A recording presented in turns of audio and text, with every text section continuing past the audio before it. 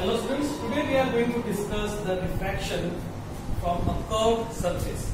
We have studied earlier refraction through a plane surface. Now we are going to see refraction through a curved surface, which will be the building blocks for the concept of refraction of lens. So before we go to the lens, we have to come across this concept of refraction through curved surface. So as you can see here, there are two mediums, mu1 and mu2, and mu2 has a surface which is curved in nature. And assuming for this derivation that mu1 is the rarer medium and mu2 is the denser medium. Now how the refraction will look like? For that, let us try to understand this diagram first. If this is the curvature, then let us say that this point C is the radius of curvature or the center of curvature. So I can say that from here till here, this distance is equal to r, that is the radius of curvature. Let me call this point as point B and this point as point A. Okay. Now, if you draw a normal, the normal at this point where the refraction is going to take place, this normal should pass through the curvature.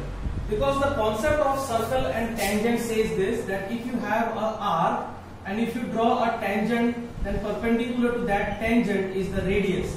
So when you want to draw a normal at this particular point, that point will behave like a tangent at that particular point. So a line passing through that point must pass through the center of curvature. So to sum up, any line which passes through the curvature, okay, crossing the surface, that line is always referred as normal. Consider that this is the incident ray such that this is the angle of incidence with the normal, and this becomes my angle of refraction R. So if the light is originating from here, this is my object from where the light starts. Okay, and then the light refracts and reaches over here. So this is my image. Now we need at least two rays to form the position of image.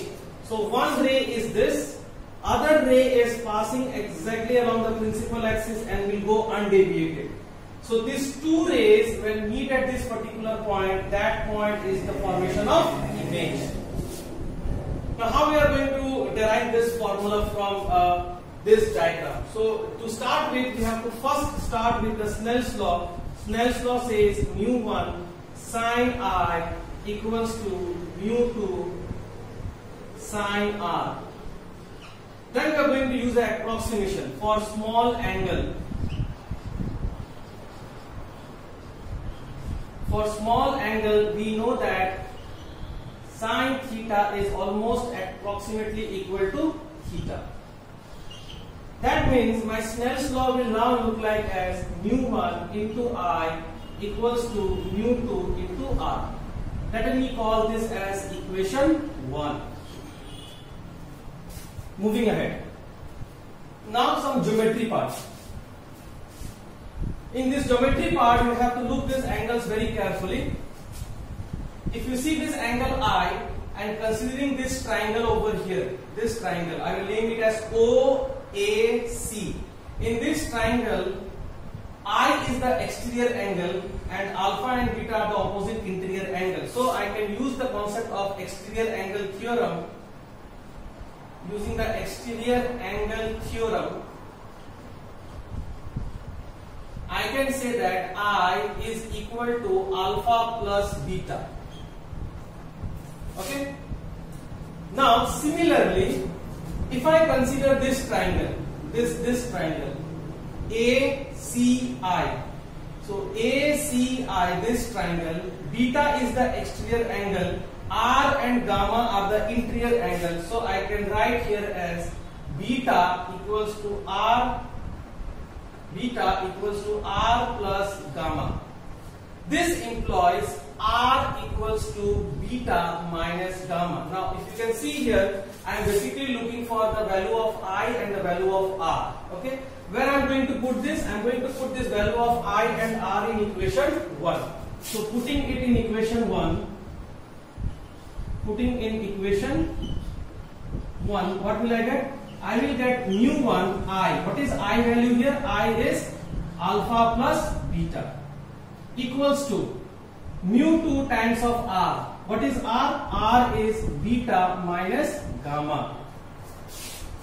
Take the beta on one side and take alpha and gamma on the another side. So you will get this one as mu1 alpha this plus mu2 gamma equals to mu2 minus mu1 whole thing multiplied by beta. That is rearranging the term. Mu1 beta will go on that term, that side, and mu2 gamma will come on this side.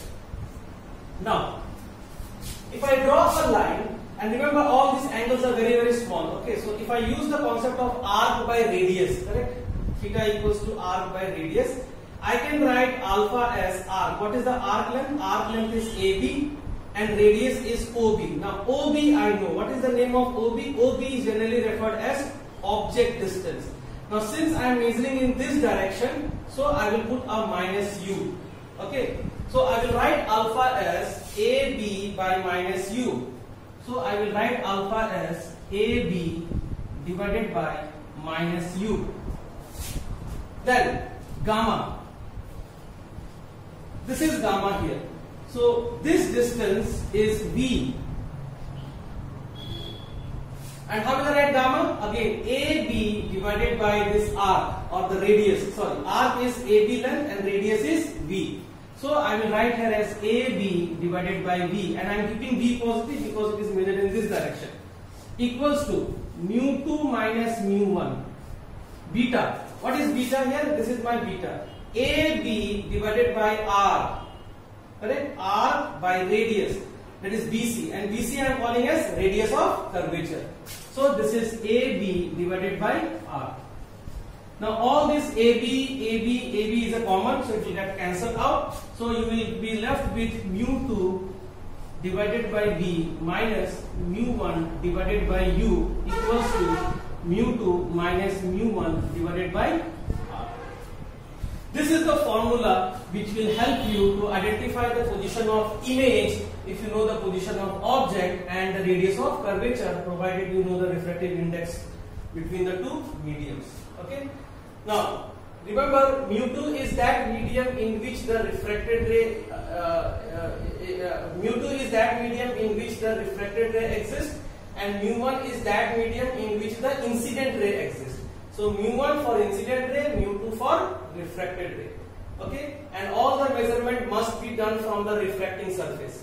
Measurement in optics is always done from the reflecting surface if reflection is going on, or refracting surface if the refraction is going on, but measurement has to be done from that surface only.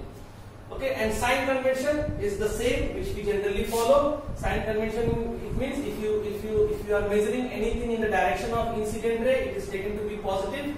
So incident ray is traveling from left to right, that means in this direction. So from the refracting surface, all measurement in this direction is positive. From the refracting surface, all measurement in this direction is negative. So always follow the ray. Okay, please take a note, and we will discuss rest of the thing in the class. Thank you for watching.